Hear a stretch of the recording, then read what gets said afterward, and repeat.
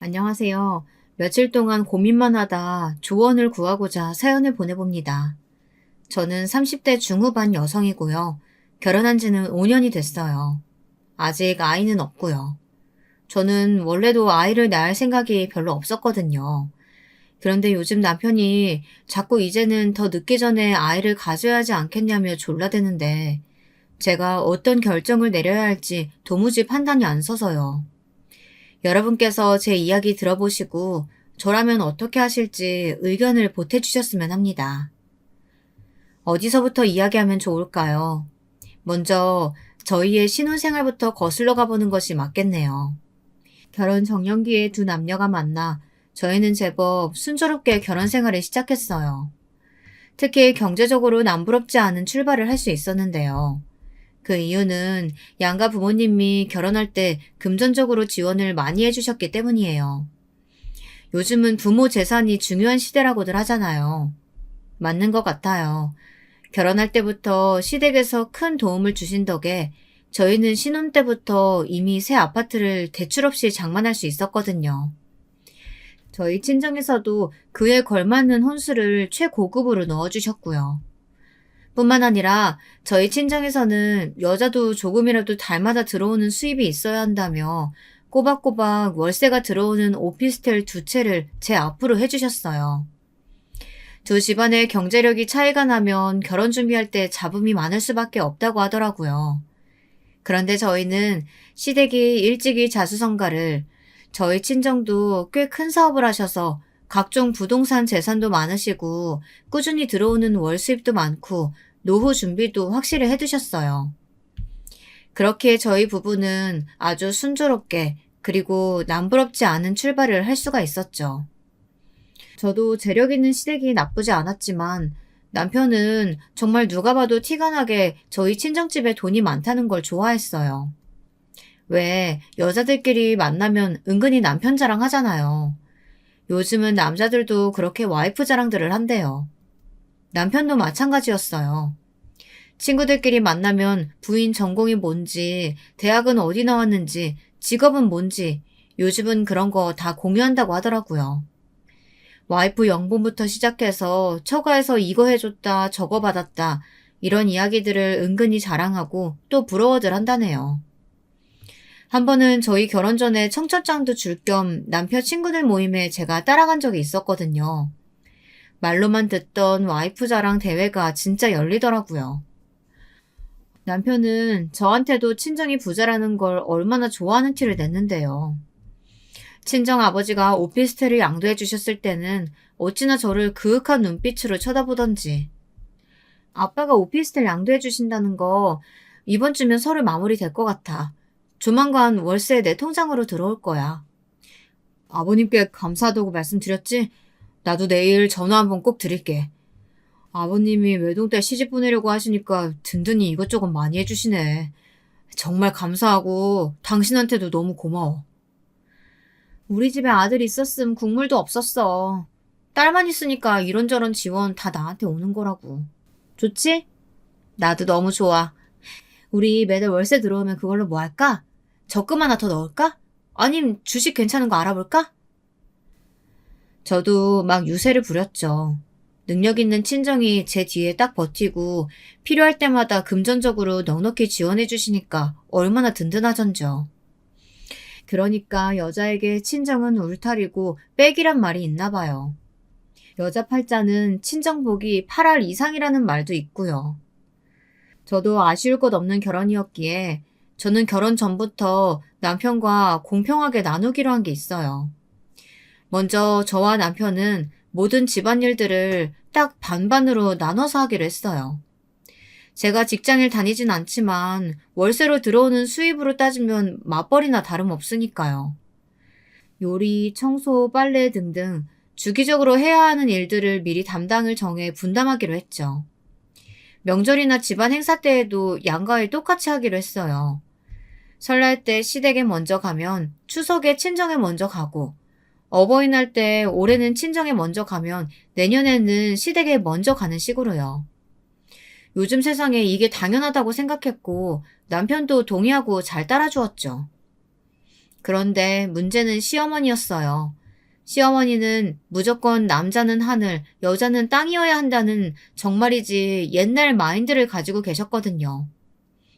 결혼한 지 얼마 안 돼요. 시부모님들께 식사 대접을 하겠다고 초대해서 저희 집에 들리신 적이 있었는데요. 그때 식사 준비를 남편이 했거든요.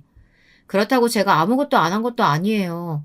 나름 옆에서 거들고 충분히 도왔는데 집에 오셨을 때 남편이 앞치마를 하고 부엌에서 나와 인사하는 걸 보시더니 엄청나게 정색을 하며 화를 내시는 거예요. 엄마 아빠 오셨어요? 길 많이 안 막히셨어요? 아니, 너 지금 뭐 하는 거냐? 네가 왜 앞치마를 메고 부엌에서 나와? 남편은 허둥지둥 앞치마를 벗으며 시어머니께 설명을 드렸는데 들을수록 더욱 역정을 내시더라고요. 글쎄, 뭐라고 하는지 아세요? 요즘 젊은 사람들은 들으면 참 경악할 만한 발언들을 하셨습니다. 엄마 아빠 드릴 음식 준비하고 있었지. 나 혼자 한 게 아니고 둘이 같이 했어. 거의 다 했어요. 아유, 서서 이러지지 마시고 얼른 손 씻고 오세요. 음식 다 식어요. 아니, 가만히 있어봐라. 이게 그냥 넘어갈 일이 아니야. 시부모님 모셔놓고 이게 무슨 경우 없는 짓이냐? 상차림을 왜 여자가 안 하고 남편을 시켜? 얘, 네가 한번 말해봐라. 매일 오는 것도 아니고 처음 오는 시부모님 대접하는 밥상 차리는 게 그렇게 싫어서 남편을 부엌에 들락날락하게 만드는 게 지금 잘하는 짓이고 자랑할 짓이라고 내 앞에서 이 꼴을 보이는 게냐? 정말 어이가 없었어요. 아니, 시부모님 밥상은 꼭 며느리가 차려야 한다고 어디 대한민국 법전에라도 쓰여 있답니까? 황당했지만 나름 또박또박 이유를 설명해드렸죠. 그게 아니고요, 어머님. 저희 친정부모님이 오실 때는 제가 나서서 음식 차려요. 오늘은 어머님, 아버님 식사 이이가 직접 손수 차리고 싶다고 해서 그러자고 한 거예요. 그리고 어머님, 요즘 세상에 무조건 여자만 부엌에 들어가야 한다는 법이 어디 있어요? 아무래도 부모님들 초대해서 식사 준비할 때는 평소 상차림보다 훨씬 신경 많이 쓰게 되니까 그게 혼자 하기엔 영 힘들기도 하고 그래서 둘이 같이 해야죠.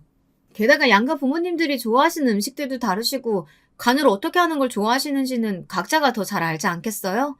이게 다 어머님, 아버님 정성껏 음식 만들어 대접해 드리려다 보니 둘이 역할을 나눠서 준비했다고 그렇게 예쁘게 봐주시면 안 될까요, 어머니? 내 살다 별꼴을 다 보겠구나. 아무리 세상이 변하고 요즘 젊은 사람들이 어떻게 생각하는지는 모르겠지만 나한테 있어서는 절대 있어서는 안 되는 일이야. 절대 네 남편 부엌에 들이지 말아라. 내 한 번만 더 이 꼴 보면 정말 가만히 있지 않을 거야. 나름 애교 섞인 말로 설명을 해드렸지만 시어머님은 들은 채도 안 하시더라고요. 저도 더 이상 말 안 하고 그냥 포기했어요. 그렇다고 앞으로 남편을 부엌에 들이지 않을 생각은 절대 없었고요.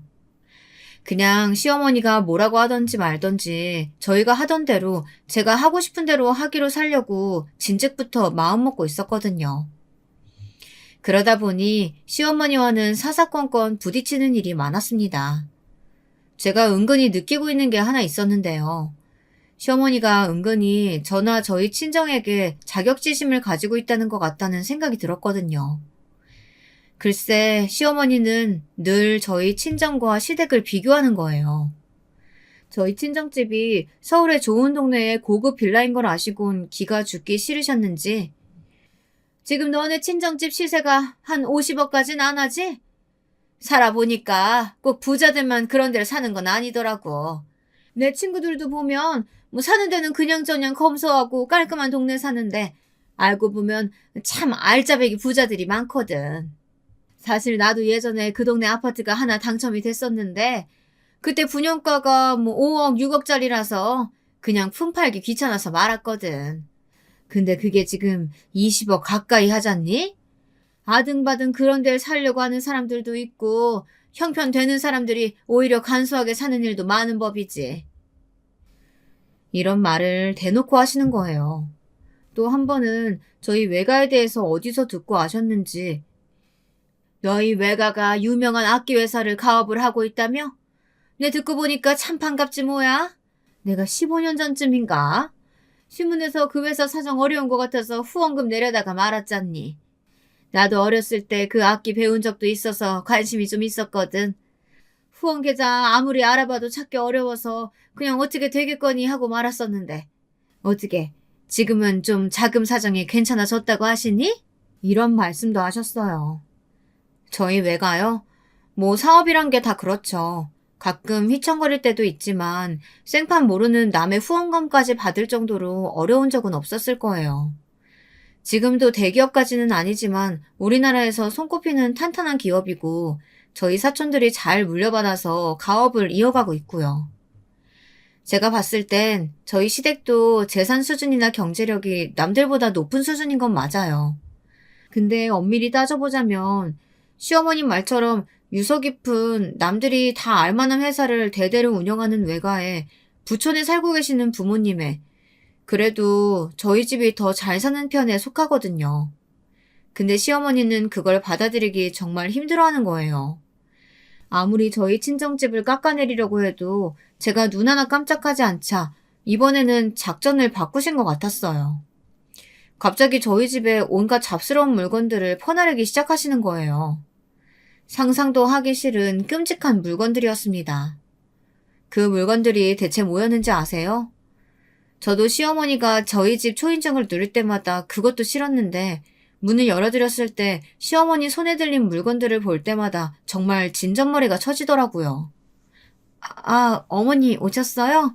오실 땐 미리 연락 좀 하고 오시라니까요. 어머, 이번엔 또 그게 뭐예요? 이건 이 형님이 애기 낳았을 적에 쓰던 천기적인데 너 나중에 애기 낳으면 쓸 일 있을까봐 가져왔어. 네? 천기적이요? 요즘 세상에 누가 그런 걸 써요, 어머니. 다 일회용 기저귀 쓰죠. 게다가 남이 오줌 싸고 똥 쌀 때 쓰던 걸 저더러 쓰라고요? 아니, 다 떠나서 어머님, 저 아직 임신도 안 했거든요? 당분간 계획도 없고요. 도로 가져가세요. 제가 기함을 하며 천기저귀를 못 본 걸 본 취급을 하자 시어머니가 방방 뛰시더라고요. 예, 그 일회용 기저귀란 게 얼마나 환경 호르몬 덩어리인데 건강에 안 좋아. 그걸 갓 태어난 애기 살갗에 갖다 대니? 난 내 핏줄들이 그런 환경에서 자라게 하고 싶지 않다. 그리고 이거 다 네 형님이 3번 넘게 깨끗이 삶은 거야. 오늘도 내가 오기 전에 한 번 더 삶으라고 해서 그렇게 힘들게 준비해 둔 건데. 아니, 그리고 넌 여자가 한 집안에 시집을 왔으면 애를 낳아서 대를 이어야지. 무슨 애를 계획식이나 세워가지고 가지니? 당연히 가지는 거고 생기면 감사하게 남는 거지. 1년 안에 나는 우리 집안 핏줄 꼭 하나 더 태어나는 걸 봐야겠으니까 그리 알고 잘 챙겨둬라. 그날요. 남편이랑 연애하고 결혼하면서 그렇게 대판 싸운 건 그날이 처음이었어요. 싸웠다기보단 제가 일방적으로 퍼부은 꼴이지만요. 어머니 정말 왜 그러셔? 이거 봐. 어머니가 오늘 우리 집에 뭘 가지고 오셨는지 알아? 이게 뭔데? 천기저귀야, 천기저귀. 형님이 쓰시던 걸 나보고 물려쓰래. 이게 말이 된다고 생각해? 엄마도 참, 뭐 이런 걸 무겁게 들고 오셨대. 그냥 둬. 내가 내일 나가면서 버릴게. 그뿐인 줄 알아? 엊그저께는 나보고 시이모님 돌아가셨는데 그 집에서 쓰던 쇼파 가져갈 생각 없냐고 전화도 하셨었어. 그래? 가져오려고? 내가 미쳤어? 남이 쓰던 걸, 아니 친척이라고 해도 돌아가신 분이 쓰시던 걸 내가 왜 가지고 와? 내 말은 어머님이 나한테 자꾸 어디 적서놓아도 욕먹을 만한 물건들을 자꾸만 갖다 주신다는 거야. 나 정말 스트레스 받아. 왜 그러시는 거야 대체? 당신은 어머님이 왜 그러시는 거라고 생각해? 글쎄, 그래도 자기 생각해서 힘들게 가져다 주시는 거 아니야? 아니, 절대 아니지. 이건 날 무시하셔서 나는 그 정도 급의 물건 써도 되는 사람이라고 깎아내리려고 그러시는 거야. 설마 어머님이 그렇게 생각하시지 않으셨다고 하더라도 나는 어머님의 반복되는 행동이 그런 의도가 있다고밖에 안 느껴져. 그러니까 앞으로 절대 그러시지 못하게 좀 해줘. 나 정말 화나려고 그래. 알았어. 그리고 저 기저귀 당신 손으로 당장 갖다 버려. 아무튼 여자가 당당하고 편한 꼴을 못 보는 시어머니는 호시탐탐 저를 괴롭히시려는 것 같았지만 제가 눈 하나 깜빡했는 줄 아세요? 어머니 앞에서나 남편 앞에서나 제 입장을 똑부러지게 전달했더니 남편은 중간에서 어쩔 줄 몰라 했고 시어머니는 점점 더 저를 못마땅해 하기 시작했습니다. 추석 때의 일이었어요. 설날 때 시댁에 먼저 갔기에 추석에는 당연히 친정에 먼저 가려고 준비를 하고 있었죠. 그런데 시어머니가 아침부터 전화를 하신 거예요. 예, 제사 지내려면 빨리 음식 준비해야 되는데 왜 아직도 코빼기를 안 비추니? 지금 시간이 몇 시인데? 네? 어머님 못 들으셨어요? 저희 이번 명절에는 친정부터 가기로 했어요. 뭐? 그게 무슨 소리야? 넌 출가 외인이고 이제 우리 집안 사람이야. 명절 때 친정 문턱도 못 밟던 시대가 있었다. 근데 어딜 먼저 간다고? 그게 지금 말이 되는 소리냐? 왜 말이 안 돼요? 저도 명절 때면 저희 엄마 아빠 보고 싶어요, 어머님. 저번에는 늦게 가니까 저희 이모, 고모, 사촌들까지 다 갖고 없어서 아쉽더라고요. 어머, 벌써 시간이 이렇게 됐네요. 저희 더 늦으면 차 막혀서 안 돼요. 그럼 어머님, 이만 끊을게요. 후다닥 전화를 끊어버렸더니 아주 받을 때까지 전화를 하시더라고요. 남편에게 계속 휴대전화를 주워버리고 제가 직접 운전을 해 친정으로 향했습니다. 보조석에 앉은 남편은 안절부절 하더라고요. 아, 어쩌지? 엄마가 계속 전화를 하네. 그러게, 명절 때 번갈아 가기로 했다고 왜 말씀 안 드렸어? 분명 이렇게 난리를 치실 게 뻔해서. 아무튼 난 몰라. 자기가 알아서 해. 모레 갈 때도 이렇게 화내시면 어떡해? 나 너무 무서워. 계속 이러시면 나 그냥 안 갈래. 그렇게 추석 때는 저희 친정에 가서 3박 4일을 실컷 놀다 오고 시댁에는 코빼기도 안 비쳤어요. 그랬더니 시어머니는 바짝 약이 오르신 것 같더라고요. 그러고 한 2주가 지났나요? 시어머니가 아주 급한 일이 생긴 것처럼 시댁으로 오라고 호출을 하셔서 얼른 가봤죠. 근데 어떤 일이 있었는지 아세요? 제 입으로는 도저히 창피해서 친구들에게는 말도 못할 것들인데요. 아무래도 초장의 며느리 길을 잡아야겠다는 생각이 드셨는지 김장 때도 아닌데 김치거리를 어디서 한 무더기를 사오셨더라고요. 그뿐인 줄 아세요? 집은 죄 엉망으로 만들어 놓고 빨랫감으로 덥지도 않은 이불을 산더미같이 쌓아놓으셨고요. 그 이유가 다 뭐겠어요. 유치하게도 그걸 다 저에게 일을 시켜서 제 기를 죽이려는 거 아니겠어요? 어머, 어머님, 이게 다 뭐예요? 내가 오늘 하루 날 잡아서 김치도 좀 담그고 집안 대청소하려고 준비를 하고 있는데 늙어서 그런 건지 준비를 하는 것만으로도 몸살이 걸렸지 뭐냐. 네 형님 혼자만 하기에는 좀 힘들 것 같아서 내가 너도 불렀다. 둘이 좀 같이 하거라. 어머, 형님도 부르셨어요? 근데 이걸 다요? 저는 힘들어서 못할 것 같은데. 아니 그럼 누가 해? 아픈 애가 끙끙거리면서 이걸 다 해야겠냐? 그럼 몸 좀 회복하시고 다음 주에나 하시면 안 될까요? 하라면 할 것이지 젊은 애가 뭔 토를 다는 게 그렇게 많니? 아무튼 나는 병원에를 좀 다녀야겠으니까 시킨 일들 다 마무리해 놓거라. 아, 김치는 조금씩 골고루 담아봐라. 너희 아버지가 요새 막 담근 깍두기를 좋아하셔. 저 물을 깍두기 담는 데만 쓰지 말고 동치미도 좀 담궈 놓고. 그럼 나 간다. 그렇게 꽁무니를 빼버리시는 거예요. 이윽 후 형님이 도착했는데 형님은 그동안 시집살이를 얼마나 당하셨는지 놀라지도 않더라고요. 아휴, 이게 다 뭐야. 며느리 휘어잡기 또 시작하셨어. 고무장갑 어딨어? 얼른 해치우자. 어머님 고집 있으셔서 그냥 해달라고 해주는 게 몸도 마음도 편해지는 길이야. 형님, 저는 정말 힘들어서 못해요. 그러지 마시고 제가 좋은 방법이 하나 있어요. 여러분이라면 이 상황에서 어떻게 할 것 같으세요? 저는요, 당장 집에 전화를 걸었어요.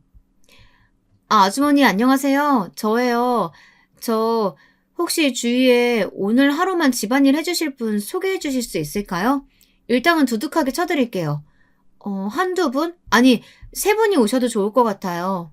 오래전부터 저희 집안 일을 봐주시던 도우미 이모에게 전화를 걸어 몇 분만 당일치기로 일할 분을 소개해달라고 했죠. 그랬더니 30분도 안 돼요. 솜씨 좋은 분들을 3분이나 보내주셨더라고요.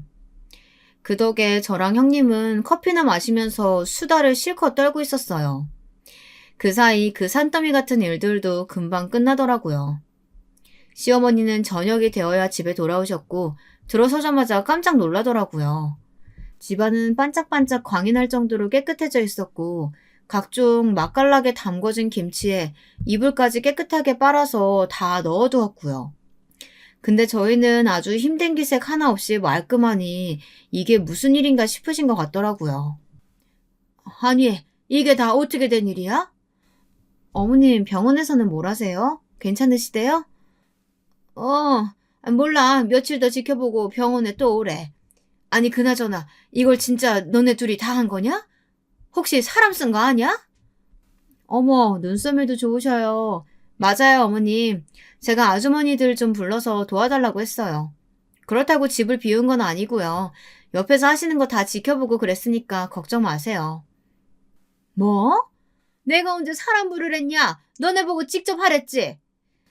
어머님, 제가 말씀드렸잖아요. 저 이런 일 할 줄도 모르고요. 힘들어서 못한다고요.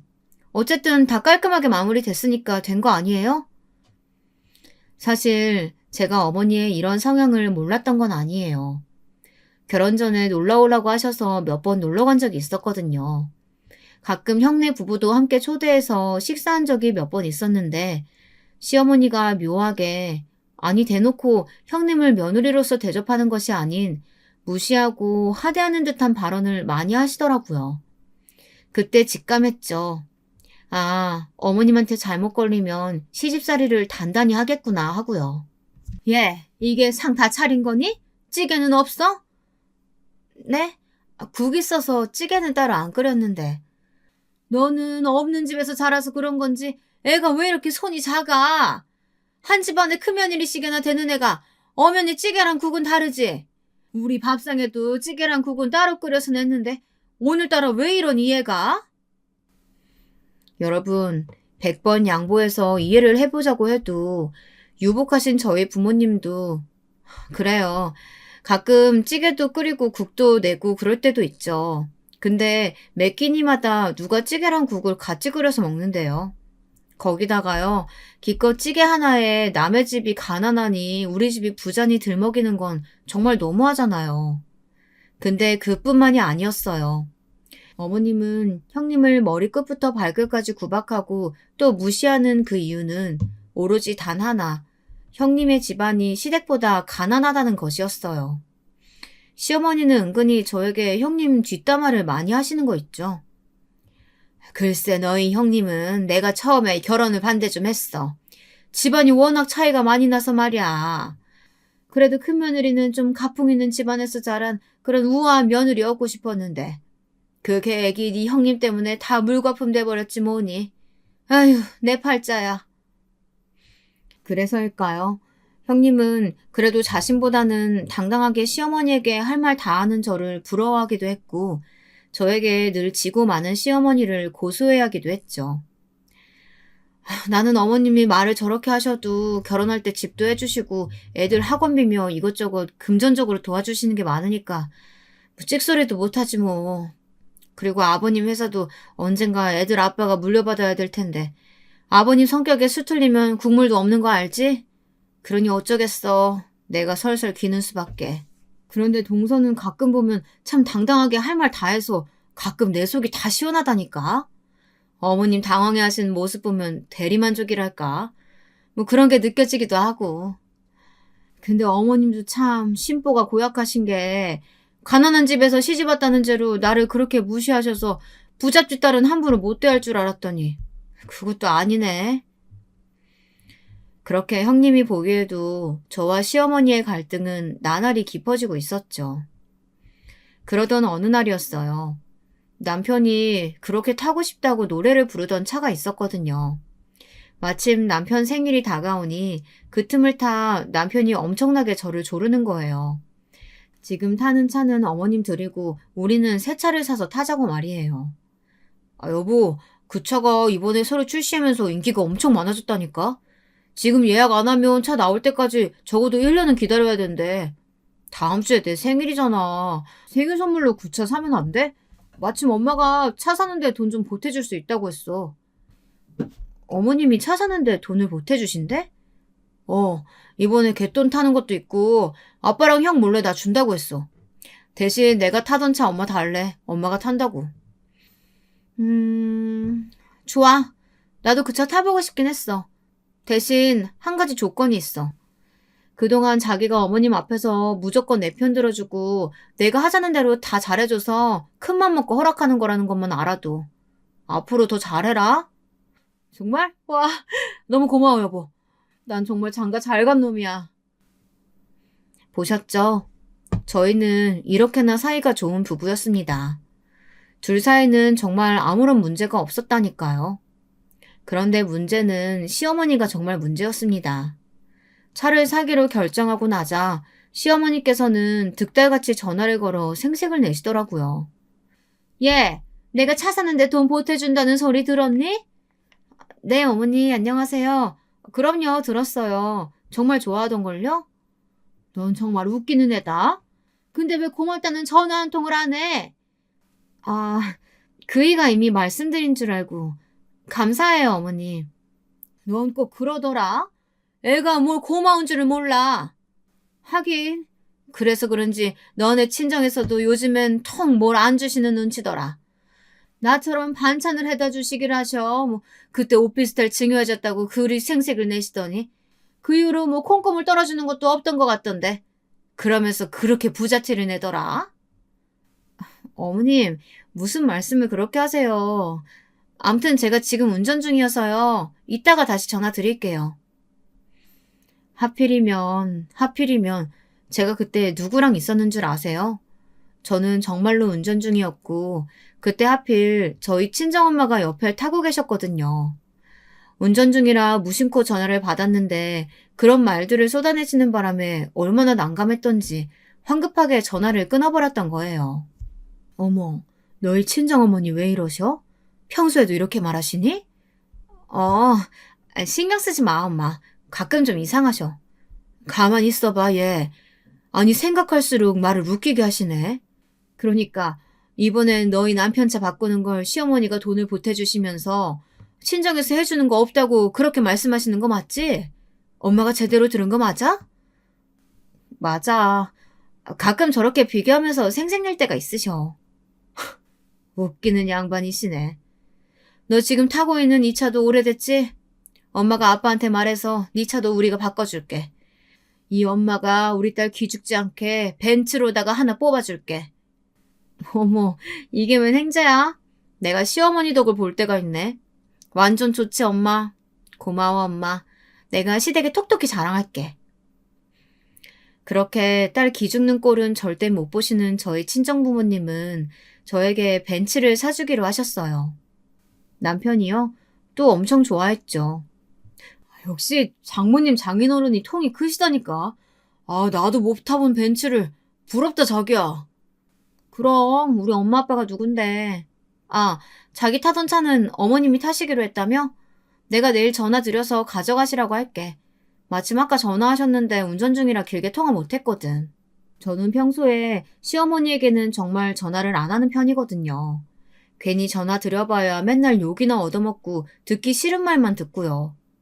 그런데 웬일로 안 하던 짓을 하려는 이유는 저도 저희 친정 부모님 자랑도 하고 생색도 좀 내야 하지 않겠어요? 신나서 전화를 걸었죠. 어머님, 저예요. 바쁘세요? 어제 통화를 길게 못해서 다시 전화드렸어요. 네가 웬일이냐? 그렇게 버릇없이 끊어놓고선 생전 전화 한번 다시 하는 일이 없더니. 드릴 말씀도 있고 해서요. 어머님이 저희 타던 차 가져가신다고 하셨죠? 오늘 가져가시면 해서요. 오늘 당장? 왜? 저희 아파트가 등록할 수 있는 차가 딱 2대거든요. 근데 오늘 제 차가 새로 나와서 그걸 등록하려면 그 이 차를 어머님이 가져가셔야 할 것 같아요. 갑자기 네가 새 차를 뽑았어? 무슨 돈으로? 너 네 남편 닥달해서 너도 새 차 사달라고 한 거야? 아유, 아니요. 그럴 리가요. 저희 친정에서 사주셨어요. 저 기죽지 말라고 벤츠로다가요. 저희 친정에서는 차값 보태주신 게 아니라 아예 사주신 거예요, 어머님. 하도 저희 친정에게 아무것도 안 해주시는 것처럼 말씀하시는데 이렇게 저한테 자주자주 좋은 것 해주시는 분들이에요. 그렇게 말씀하시니까 좀 서운하더라고요. 니네 친정에서 간만에 뭘 좀 해준 거 가지고 생색은. 아니 그건 그렇고 그렇다고 이 삼복더위에 시어머니를 차 가지러 오라가라 해? 새로 나온 제 차도 오늘 저희 집 앞에서 받기로 했어요. 제가 집 비우면 안 되잖아요. 그럼 어머니 오늘 못 오시면 그냥 제가 주말에 그이한테 가져다 드리라고 할게요. 어머머, 내 정신 좀 봐. 찌개 올려둔 거 타는 소리 나네요. 어머님, 저 그럼 끊을게요. 그렇게 제 할 말만 하고 전화를 뚝 끊어버렸어요. 어찌나 고소하고 기분이 좋던지 다음번에 형님을 만나면 이 에피소드도 꼭 들려드림 좋아하시겠다 생각하고 있었죠. 그렇게 몇 시간이 흘렀을까요? 드디어 제 차가 도착했다는 전화가 왔더라고요. 얼른 대충 걸쳐 입고 차를 받으러 나갔죠. 그런데 아파트 공동 현관에 나가려는 순간 벼랑간 시어머니가 나타나신 거예요. 예, 너 마침 잘 만났다. 내가 도저히 참을 수가 없어서 너네 집으로 직접 가는 길이었어. 근데 너 어디 가니? 아, 어머니, 제 차가 지금 막 도착했다고 해서 받으러 가는 길이었어요. 아, 그래? 마침 잘 됐다. 네 주제에 무슨 벤츠야? 여자가 남자보다 좋은 차 탄다는 게 말이 되니? 아범이 준다는 헌차 앞으로 네가 타라. 벤츠는 내가 가져가서 타야겠다. 내 차랑 바꿔. 시어머니는 마침 도착한 차 앞으로 달려가서 강제로 차 문을 확 여는 게 아니겠어요. 그런데 그 순간 시어머니는 기야말 광경에 그 자리에서 개거품을 물고 쓰러지고 말았습니다. 에그미나, 아유 깜짝이야. 사돈 양반이 어떻게 여기에. 그 차에는 저희 친정아버지가 타고 계셨던 겁니다.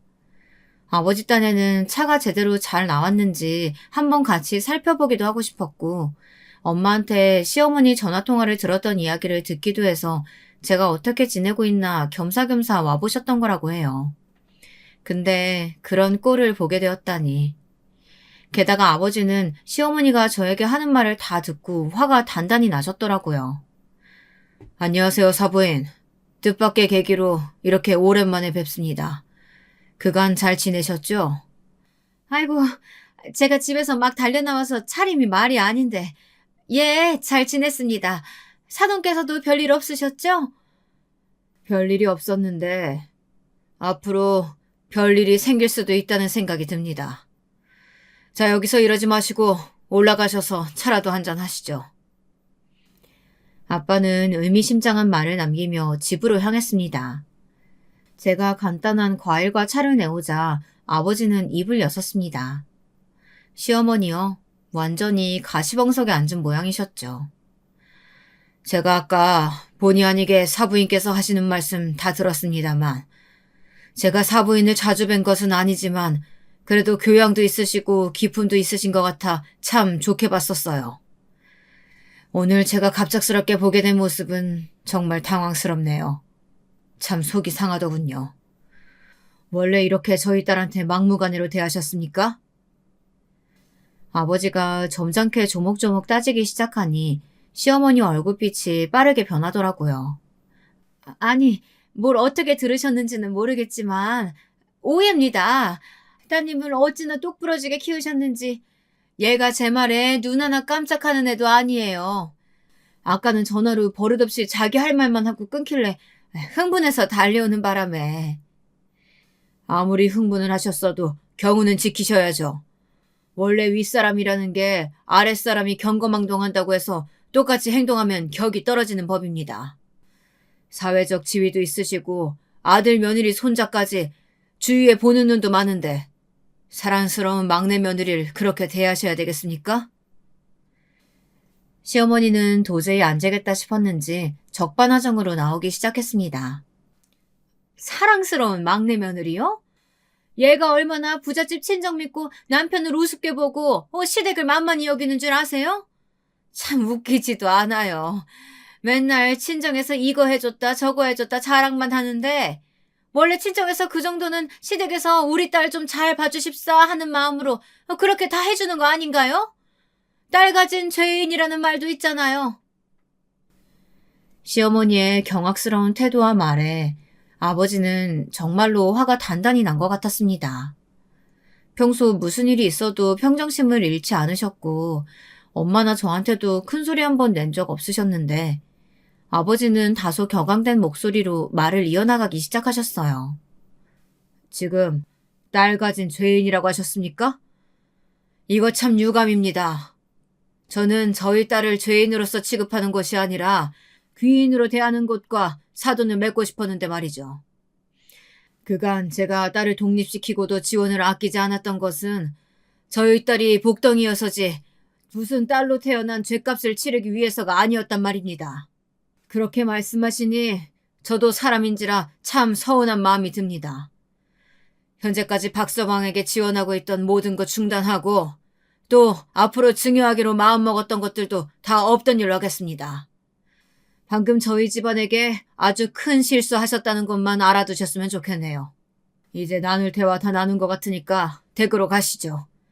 저는 제 딸에게 사부인이 또 무슨 막말을 할지 모르니 사부인이 먼저 가시는 것을 제 눈으로 봐야 안심하고 돌아갈 것 같습니다.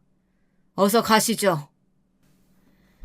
그렇게 시어머니는 쫓겨나듯이 저희 집에서 나갔고 그제서야 아빠도 집으로 가셨습니다. 아빠에게 잘 사는 모습만 보여도 모자랄 판에 이런 모습을 보였다는 것이 너무도 속상했습니다. 눈물이 다 나더군요. 그렇게 화도 냈다가 울기도 했다가 하면서 마음을 추스리고 있는데 남편이 놀란 얼굴로 헐레벌떡 집으로 뛰어들어오는 게 아니겠어요? 퇴근할 시간도 아닌데 말이에요. 여보 괜찮아? 이게 무슨 일이야? 울었어? 당신이 이 시간에 웬일이야? 조퇴한 거야? 장인어른 연락받고 당신 걱정돼서 일이 손에 잡혀야지. 급한 일 있다고 대충 얘기하고 조퇴하고 왔어. 무슨 일이야? 엄마가 대체 또 무슨 일을 하신 거야? 남편 말을 들으니 더 서러운 거예요. 엉엉 울면서 어머님이 내 벤츠를 빼앗아 가려고 하시다가 궁지에 몰리자 하신 막말들을 막 읊어줬어요. 남편의 얼굴이 하얗게 질리더라고요. 정말 미안해. 내가 뭐라고 할 말이 없다. 장인어른께도 너무 죄송하고. 나는 정말이지. 내가 뭘 잘못했는지 모르겠어. 솔직히 나 같은 며느리가 어딨어? 나 시집 오기 전에 소개팅이며 선짜리며 정말 많이 들어왔었어. 집안이 좋은 것도 정말 많았고 남자들 직업도 하나같이 변호사, 의사, 회계사 이런 사자 달린 직업들 뿐이었다고. 근데 난 당신을 선택했어. 오로지 당신을 사랑했다는 이유만으로 당신을 선택했고 우리 부모님도 그런 당신과 나를 적극적으로 지지해 주셨어. 근데 이게 다 뭐야? 내가 뭘 잘못했어? 내가 왜 어머님께 이런 수모를 겪어야 돼? 당신 잘못 없어. 다 내 잘못이야. 내가 내일 모든 거 다 수습해볼게. 사실 시댁에 시시콜콜 말하진 않았지만 친정에서는 앞으로도 지원해주겠다고 하셨던 게 정말 많았어요. 조만간 절차가 마무리되는 대로 현금 10억 원을 상속해 주시기로 했었죠. 그 다음 순서로 소형 상가도 하나 증여해 주시기로 했었는데 아버지는 그걸 다 취소해 버리셨어요. 시어머니가 저를 막대하는 것을 목격하신 그날 아빠는 남편에게 전화를 걸어 이렇게 이야기하셨다고 해요. 그랬더니 남편이 그렇게 조퇴까지 하고 헐레벌떡 뛰어온 것이었어요. 내가 자네에게 한 번에 상속해주지 않았던 이유는 우리나라 상속법이 워낙 까다롭고 세금이 어마어마하기도 한 이유도 컸었지만 어쨌든 젊은 사람들에게 한꺼번에 모든 걸 다 쉽게 주기보단 차근차근 자리 잡아나가는 걸 보고 싶기도 해서였네. 근데 그 모든 걸 자네 어머니께서 물거품으로 만들어버리셨어. 내가 그동안 자네 만나서 한 얘기들이나 내 딸에게 전해들은 이야기 통해서 앞으로 현금으로 때마다 10억씩 그리고 준비되는 대로 소형 상가들도 차례로 증여해주기로 했던 거 짐작하고 있었겠지? 그것들을 다 없던 일로 하겠네. 자네 어머님 말도 일리가 있어. 이게 다 내가 덕이 부족해서 벌어진 일이라는 생각이 들어. 내 안 그래도 평생 벌어온 것에 비하면 사회에 환원하거나 봉사한 일이 적었다고 생각했는데 그 때문에 내가 좋은 사돈을 만나지 못한 건지 내 이참에 자네에게 주려고 했던 재산들 모두 재단에 기부할 생각이네. 좋은 일에 쓰는 거니 너무 섭섭해하지 말게. 여러분은 결혼을 하셨는데 상대방 집안에서 10년 주기로 몇 억씩 혹은 소형 상가며 오페스텔이며 차근차근 증여를 해준다고 하면 어떤 기분이 드시겠어요? 그게 눈앞에 있었는데 한순간의 꿈처럼 사라져 버린다면요. 저희 남편이 딱 그 꼴이었어요. 남편은 너무도 아쉽고 속이 쓰린 나머지 밤에 잠도 잘 못 자더라고요. 그러더니 급기야 시어머니에게 달려가서 마구 따지기라도 한 모양이더라고요. 엄마, 대체 왜 그래? 엄마가 한 엄청난 일 때문에 아버님이 얼마나 단단히 화나셨는지 알아? 이런 배알도 없는 놈? 아무리 마누라가 좋고 예쁘다고 해도 엄마한테 이러는 건 아니지? 엄마도 그날 얼마나 험한 꼴 당하고 왔는지 알아? 글쎄, 쓸데없는 얘기 다 필요 없고 엄마 아들이 지금 엄마 때문에 얼마나 큰 손해를 받는지 알기나 하냐고. 아버님이 당장 10억 원 증여해 주신다고 했는데 다 취소해버리셨어. 그뿐인 줄 알아? 소형 상가도 하나 해주시기로 했었다고. 아버님 재산이 얼마나 많은데 그 집 아들도 없어서 가만히 있으면 10년에 한 번꼴로 그 큰 재산이 탁탁 들어오게 되어 있는 건데 황금알을 낳는 거위의 배를 갈라도 유분수지. 엄마가 지금 얼마나 엄청난 일을 했는지 아냐고. 생각보다 어마무시한 저희 친정의 재력과 그게 다 자기 아들 앞으로 돌아올 수순만 남았던 상황이라는 말을 듣고 시어머니는 따지고 들기 시작했습니다. 네가 턱 말을 안 하는데 그걸 내가 어떻게 다 아냐. 그리고 뭐 그렇다고 해서 내가 이 나이에 며느리가 나 그렇게 무시하는데 참고 살아야 된다는 거냐? 니네 시아버지도 참 그릇이 작다. 남자가 돼가지고 한 입으로 두 말 하는 것도 아니고 준다고 했다가 뺏는다고 했다가 병복하는 게 누굴 약 올리는 거냐? 그럼 그 큰 돈 자식 물려주지. 자식 안 물려주고 다 어디다 쓴다는 거야? 기부한대, 기부. 엄마 같은 사도 만난 것도 다 자기가 덕이 부족해서 그런 것 같다고 이참에 아시는 재단에 다 기부해버릴 거라고 하시더라. 벌써 1억은 미리 납부하셨어. 이거 봐. 기부증서 보여?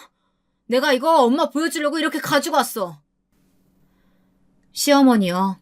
정말 욕심도 많으시지. 세상에 그 기부증서를 보자마자 대성통곡을 하시더래요. 세상에, 진짜로 이 아까운 돈을 다 기부했단 말이야? 아이고 내 돈, 아이고 내 돈. 참나 정말 웃기지도 않죠. 설사 그 돈이 별탈 없이 온전히 아들 앞으로 증여가 됐다고 해도 그게 왜 자기 돈이라고 땅을 치며 후회하는 건지요. 돈 많은 며느리의 돈은 돈대로 쏙 빨아먹고 싶고 종처럼 하대하고 부려먹고 싶은 심보는 정말 못된 거 아닌가요? 남편도 그런 시어머니의 태도에 기가 막힌 것 같았습니다. 난 몰라. 엄마가 저지른 짓이니까 엄마가 수습해. 나는 장인어른이 주신다는 돈 꼭 물려받고 싶어. 그러니까 엄마가 장인어른한테 가서 사과를 하던 빌던 모든 걸 없었던 일로 하게 해줘. 남편은 그 후로 정말로 어머님이 전화를 해도 받지 않고 시댁의 발길을 뚝 끊어버렸습니다. 그러자 시어머니가 결국엔 저를 찾아오시기 시작했습니다. 저는 정말 시어머니를 다신 보고 싶지 않았어요. 한참을 초인종을 누르시고 문을 두드려도 열어드리지 않았죠. 그렇게 한 달쯤 됐을까. 그날도 어김없이 집 앞에 찾아오셨는데 그날은 고민이 되더라고요. 문을 열어드릴까 말까 고민하다가 뭐라고 하실지 드러나 보자는 생각에 문을 열어드렸어요. 어머님은 오늘도 맥없이 돌아가야 하나 싶었는데 뜻밖의 수학에 반색을 하면서 들어오셨죠. 이전과는 확연히 달라진 태도였어요. 문 열어줘서 고맙구나. 내가 이렇게 여러 날 너네 집 문을 두드린 건 사과하려고 온 거야. 정말로 미안하다. 사돈어른께서 그렇게 깊은 뜻이 있는 줄도 모르고 내가 정말 경솔했다. 일단 들어오세요, 어머니. 앉아서 대화 나눠요. 그래, 고맙다. 고마워. 오랜만에 본 시어머니는 그간 마음고생을 좀 하셔서 그런지 꽤 수척해진 모습이었어요.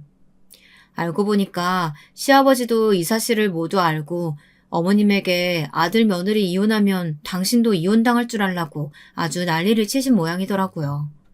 저는 시어머니에게 제 생각을 차분하게 말씀드렸어요. 어머니, 저는 어머님이 바라시는 남편과 시댁을 하늘로 생각하고 섬기는 그런 며느리는 못 될 것 같아요. 보셔서 아시겠지만 저희 집 분위기부터가 아버지가 절대 엄마나 저를 함부로 대하지 않으셨어요. 저는요, 어렸을 때부터 힘든 집안일은 엄마를 시키기보단 아버지가 직접 나서서 하시는 걸 더 많이 보고 자랐고요. 저희 할머니, 할아버지도 엄마를 귀하게 대접해 주시기만 하셨지, 막 시집살이 시킨다거나 하는 일도 절대 없으셨어요. 만약 그런 일이 있으셨다면 지금 그이가 그러하듯이 저희 아버지도 가만히 있지 않으셨을 거예요. 제가 할 도리를 다 하지 않겠다는 게 아니에요. 저는 앞으로도 제가 그이의 아내로서 또 며느리로서 해야 하는 일들은 다 할 거예요. 그치만 죄인처럼 노예처럼 어머님이 어떤 말을 하시던 감내하는 일은 없을 거예요. 그래야지. 당연히 그래야지. 네 말이 다 맞다. 네 말이 다 맞는 말이야. 그럼 지금껏 내가 한 모든 일들 다 용서해 주는 거냐? 용서하고 말고 할 게 뭐가 있겠어요. 저에게는 앞으로 안 그러시면 되죠. 그런데 하나, 저희 부모님께는 꼭 사과해 주셨으면 좋겠어요. 알겠다. 알겠어. 그렇게 시어머니는 울면서 집에 돌아갔고 며칠을 망설이는 것 같더라고요. 고민이 되셨겠죠. 평생을 남자는 하늘, 여자는 땅이라는 생각을 가지고 살아오신 분이 사돈에게 고개를 숙여야 한다는 것이 얼마나 자존심이 상하셨겠어요. 그러더니 작심하고 저희 친정 부모님께 찾아가서 사과를 했다고 합니다. 제가 못난 마음 먹고 복덩이 같은 며느리 몰라보고 이렇게 큰 잘못을 했습니다. 귀한 자식 믿고 보내주셨는데 험한 꼴 보시게 해서 정말 죄송합니다. 앞으로는 이런 일 없게 딸처럼 귀하게 대하면서 살아보려고 합니다. 부디 노여움 푸시고 저희 아들에게도 말을 꼭 좀 전달해 주세요. 그렇게 시어머니의 사과를 끝으로 불거졌던 갈등은 어느 정도 수습이 되었습니다. 제가 이번에 깨달은 게 하나 있어요. 친정 유산이 워낙 많다 보니 언제든 이혼해도 잘 살 수 있다는 생각에 시댁 식구들에게 거리낄 게 없이 당당하게 사라지더라고요. 그렇다고 친정이 가난하다고 주눅들거나 당당하지 못하게 살아야 한다는 말은 아니에요. 어쨌거나 다들 누울 자리 보고 다리를 뻗으라고 약한 사람만 골라 못되게 갑질하는 사람들에게는 그 배로다가 강하게 나가면 절대 함부로 대하지 못한다는 이야기를 하고 싶은 거예요. 그게 다 인품과 인격으로 드러나는 거 아니겠어요? 어른으로서 먼저 베풀고 보듬고 잘 대해줘야 아랫사람들도 우러러보고 따르는 법이죠. 지금도 보면요. 저희 남편은 시어머니와 시아버지에게보단 저희 엄마 아빠에게 더 잘해요. 누군 그러대요. 다 친정 돈 바라보고 그런 거 아니냐고요. 아무렴 어때요? 어쨌거나 길지도 않은 인생 앞으로 잘해드리면 그만이죠. 이렇게 마음이 편해지고 보니 제 얼굴도 참 좋아졌나 봐요. 동기 모임 나가면 친구들이 그러대요. 동창들 중에 보면 얘 팔자가 제일 좋은 것 같아. 우리 학교 다닐 때 보면 공부 잘하는 애 예쁜 애 얼마나 많았니? 근데 지금 보면 봐봐라. 결국 집안 좋은 애가 제일 잘 살잖아. 나이 들고 보니까 예쁨도 퇴색되기 마련이고 똑똑한 애들도 시집가서 애 낳고 가정주부 되면 그냥 평범한 아줌마고. 근데 얘 봐라. 시댁 스트레스 없어. 남편 잘해. 돈 있어. 근심 걱정 없어. 그렇게 잘 가꿔서 그런지 피부도 반딱반딱 윤이 나면서 얼마나 보기에 좋니?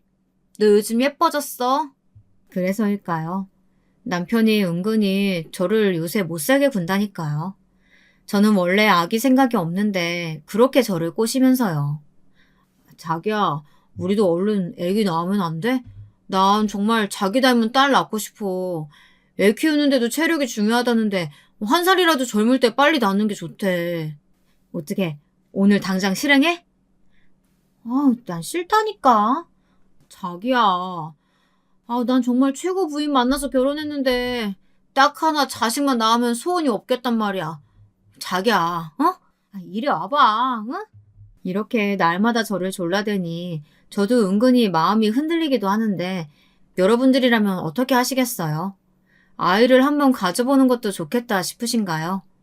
저도 제 아이에게 복을 주는 부모가 되고 싶은데 저도 그럴 수 있을까요? 여러분의 판단을 한번 기다려 보겠습니다. 제 긴 이야기는 여기까지입니다. 소중한 시간 내어 들어주셔서 감사합니다.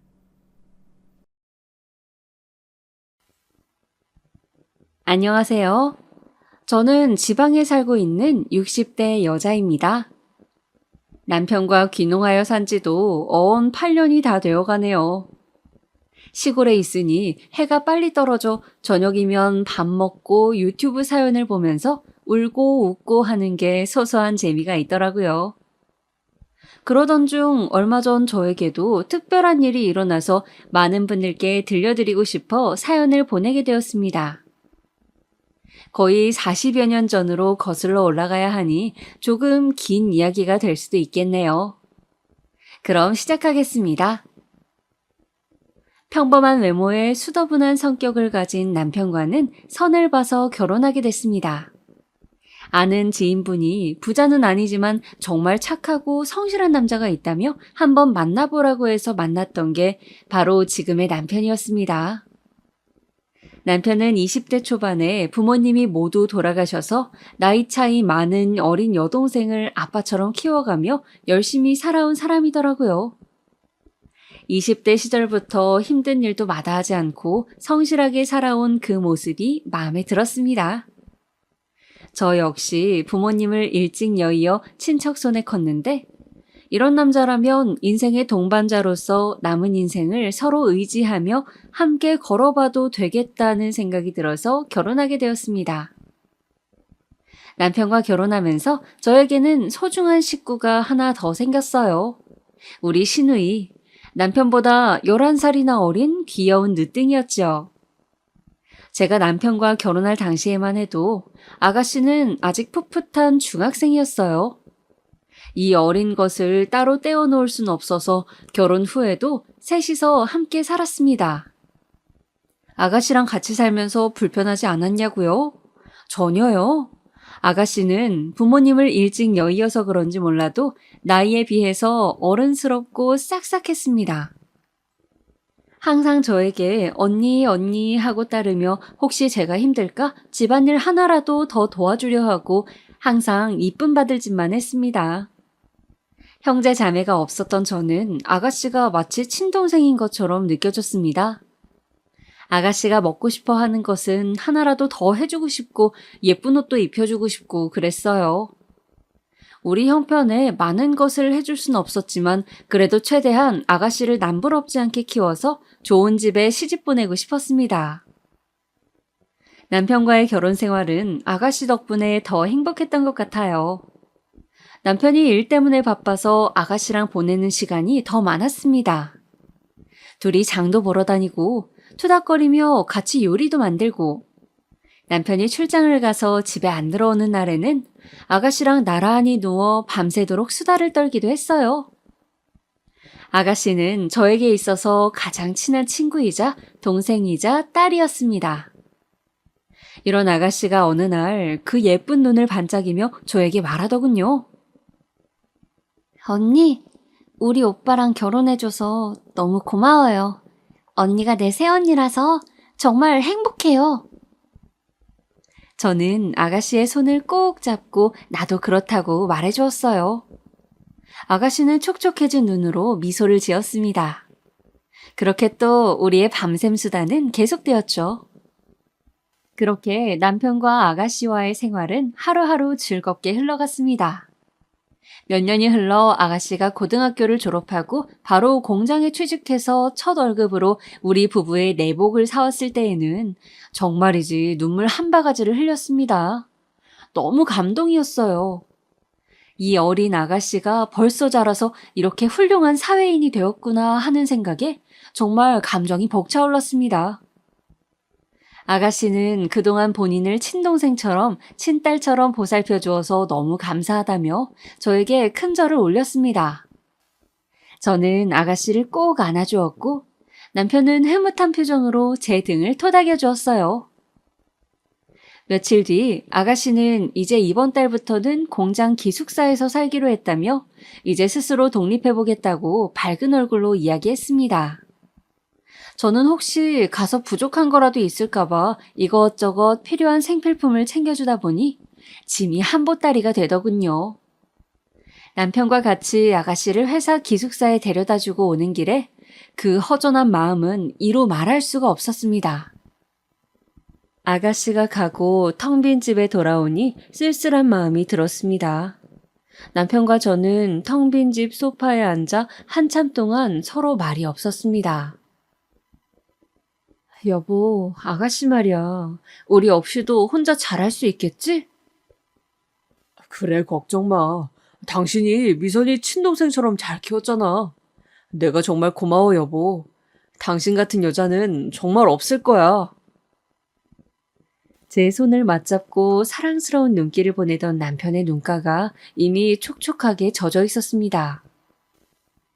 아가씨가 기숙사에 들어가게 되면서 남편과 처음으로 둘이 지내게 되었습니다. 남편과 결혼한 지 5년이 다 되어가지만 아이가 없었던 저는 아가씨가 나간 후 아이를 가져보려고 수많은 노력을 했습니다. 여기저기 병원도 다녀보고 유명하다는 점집도 다녀보고 했지만 안타깝게도 아이가 찾아오지 않았습니다. 주변에 아이를 한둘씩 낳고 예쁘게 키우는 사람들을 보면 너무 부러웠습니다. 임신을 시도한 지 몇 년이 지나자 자연스럽게 포기가 되더군요. 역시 안 되는 건 안 되나 보다. 내 인생에 자식복은 없나 보다 하고 생각했습니다. 그러던 중 오랜만에 아가씨한테서 연락이 왔습니다. 최근 몇 달간 일이 바빠졌다면서 연락이 뜸했었거든요. 아가씨는 중요하게 할 말이 있다며 주말에 집에 찾아오겠다고 했습니다. 저는 중요하게 할 말이 무엇인지는 생각도 못한 채 오랜만에 아가씨가 온다는 사실에 신나서 잡채며 갈비찜이며 아가씨가 좋아하는 음식 준비에 정신이 없었습니다. 남편도 들떠서는 여기저기 쓸고 닦고 집안 대청소를 하더라고요. 주말 점심때 약속한 시간에 맞춰서 아가씨가 집에 도착했습니다. 손에 커다란 과일 바구니를 들고요. 저는 반갑게 달려가서 아가씨의 손을 붙잡고 그동안 별일은 없었는지 물었습니다. 아가씨는 그 예쁜 눈으로 저를 한번 쳐다보더니 중요하게 할 얘기가 있다며 갑자기 누군가를 불렀습니다. 오빠 들어와 인사드려. 안녕하십니까? 처음 뵙겠습니다. 저는 미선이 남자친구입니다. 저는 놀란 표정으로 아가씨를 바라봤습니다. 아가씨는 거실로 가서 이야기를 하자고 하더군요. 저는 아가씨의 남자친구에게 집으로 들어오라고 한 뒤 거실에 다 같이 앉았습니다. 아가씨가 거실에 앉기 전 외투를 벗었는데 글쎄 그 조그마한 몸에 배가 불룩하게 나와 있는 거 아니겠어요? 아가씨가 앉아서 배를 쓰다듬으며 말했습니다. 남자친구 아이를 임신했다고요. 벌써 5개월이 됐답니다. 아가씨의 남자친구는 무릎을 꿇고 본인이 미선이를 책임지겠다며 결혼을 허락해달라고 부탁했습니다. 아가씨에게 남자친구가 있다는 말도 처음 듣는데 임신을 했다니요? 저와 남편은 놀란 가슴을 겨우 쓸어내리고 남자친구에게 잠시 나가 있으라고 한 뒤 아가씨와 대화를 했습니다. 제가 말을 꺼내기도 전에 아가씨가 먼저 입을 떼더군요. 오빠, 언니, 죄송해요. 미리 말씀드렸어야 됐는데 무서워서 차마 말을 꺼낼 수 없었어요.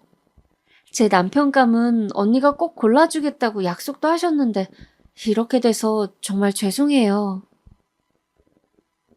고개를 푹 숙이고 풀죽은 목소리로 얘기하는 아가씨를 보자 저는 이 어린 것이 그동안 얼마나 혼자 속으로 힘들었을까 하는 생각에 마음이 아팠습니다.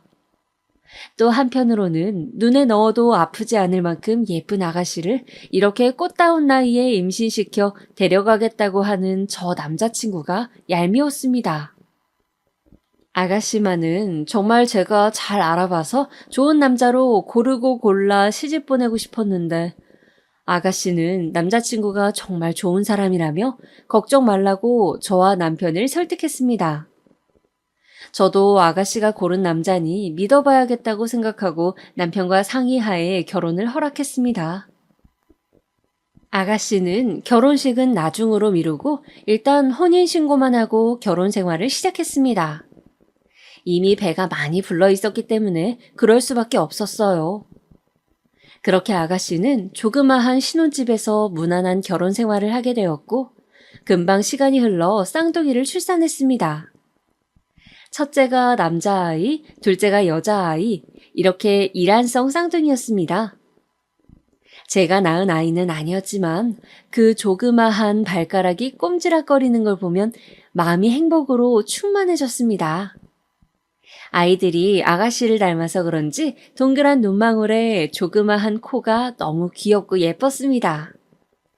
아이들이 100일이 되기 전쯤 김서방이 일이 바빠서 집에 못 들어오는 날이 많다며 아가씨가 당분간 아이들이 어느 정도 클 때까지는 저희 집에서 살기로 하고 어린 쌍둥이를 데리고 돌아왔습니다. 아가씨와 쌍둥이까지 함께하는 생활은 행복 그 자체였습니다. 아가씨는 비록 결혼해서 애엄마가 되었지만 예전에 그 맑고 순수한 마음만큼은 그대로였습니다. 아이들도 엄마를 닮아서 어쩌면 이렇게 순한 아기가 있나 싶을 정도였습니다. 남편도 퇴근하고 오면 아이들 옆에 찰싹 붙어서 까꿍하고 놀아주며 얼굴에 웃음이 떠나지 않았습니다. 저도 아이들 이유식을 만들어줄 때나 목욕을 시킬 때면 힘들다는 생각은 하나도 들지 않고 그저 소중한 유리구슬처럼 혹시라도 깨질까 다칠까 노심초사하며 정성으로 돌봤습니다. 그런데 우리 아가씨 그 착한 심성은 어디 안 가는지 제가 애들을 데리고 재우려고 앉기만 하면 언니, 제가 재울게요. 이리 주세요. 라며 성치도 않은 몸으로 일어나곤 했어요. 같이 집에서 애들 봐주는 것도 너무 감사한데 자기가 할 수 있는 건 해야 된다고요. 그러면 저는 이렇게 말하면서 아가씨를 억지로 등 떠밀어 방으로 보내곤 했습니다. 아니야. 아가씨는 애 낳은 지 얼마 되지도 않았는데 몸조리 잘해야지. 우리 예쁜 아가씨 몸 상하면 내가 더 속상해서 안 돼. 얼른 가서 쉬어요.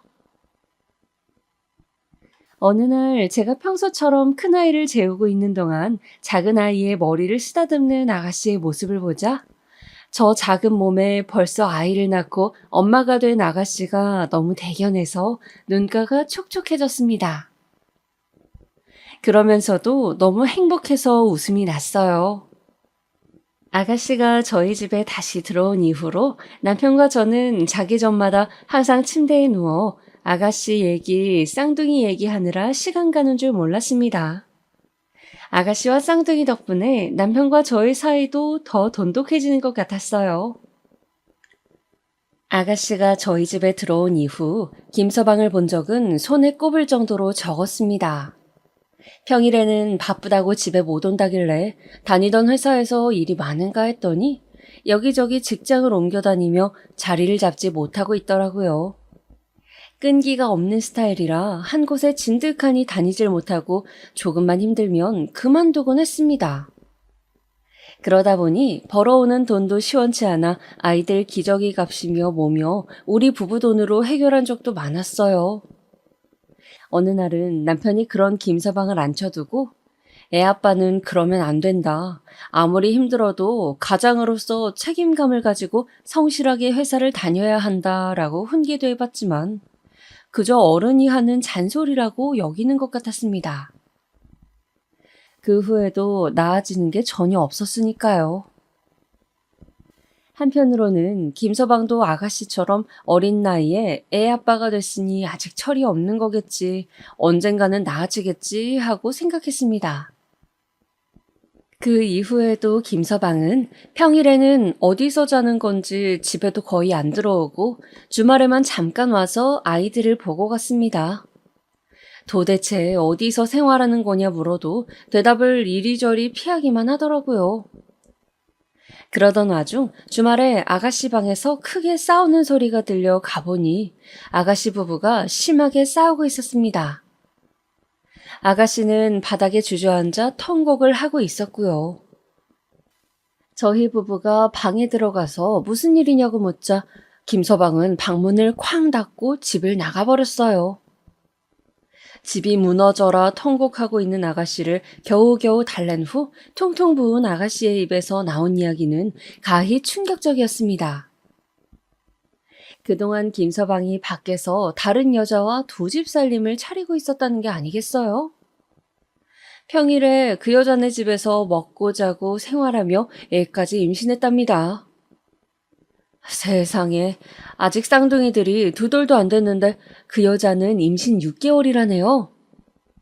김서방이 집에 하도 잘 안 들어오니까 아가씨도 평소에 의심하긴 했지만 증거가 없어서 긴가민가 했었다네요.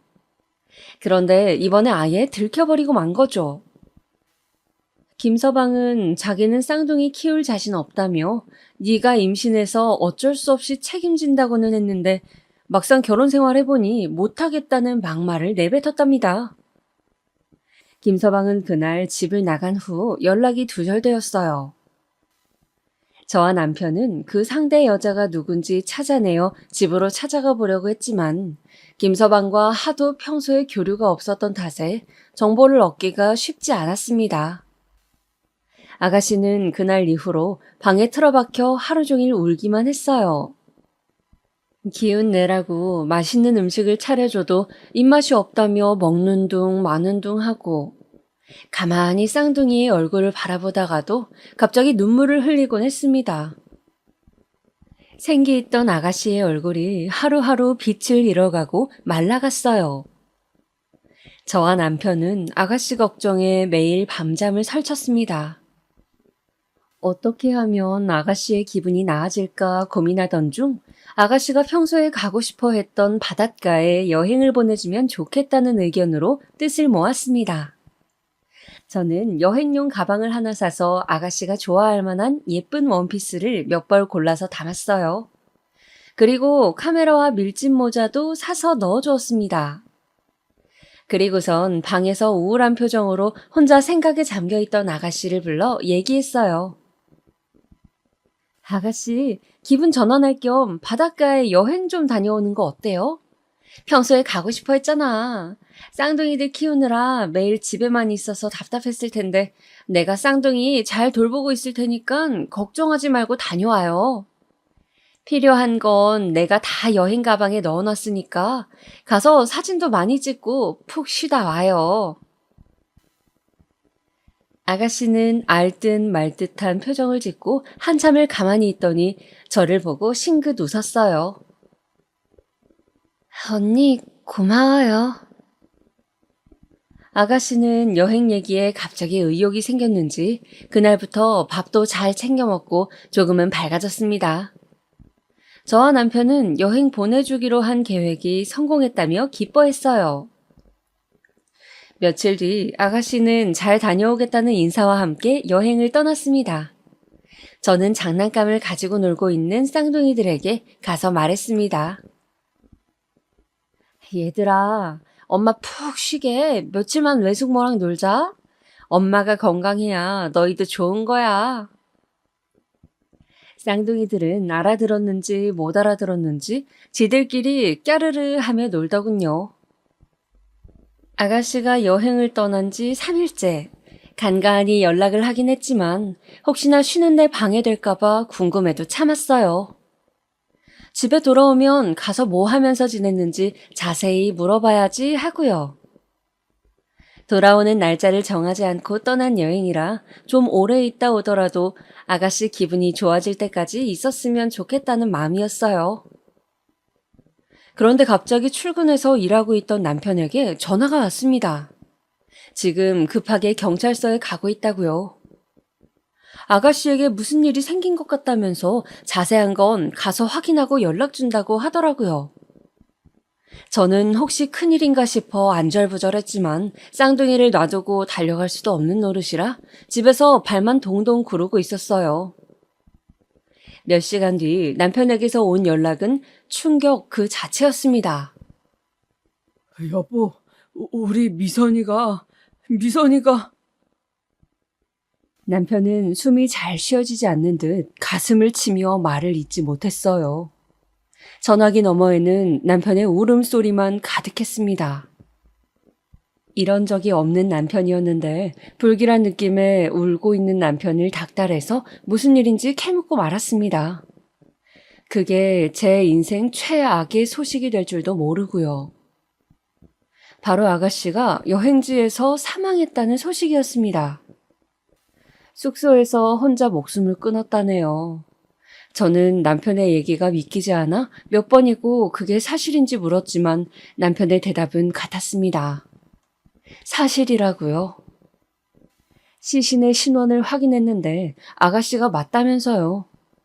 저는 그대로 주저앉았습니다. 그 후로 어떻게 지냈는지는 사실 기억이 잘 나지 않아요. 사람이 너무 슬프면 기억을 잃는다는데 그게 무슨 말인지 알 것 같았습니다. 저와 남편은 조용히 장례식을 준비했습니다. 그 천하의 몹쓸 놈은 장례식 자리에도 나타나질 않더군요. 어떻게 사람의 탈을 쓰고 그럴 수가 있는지 언젠가는 꼭 천벌을 받길 기도했습니다.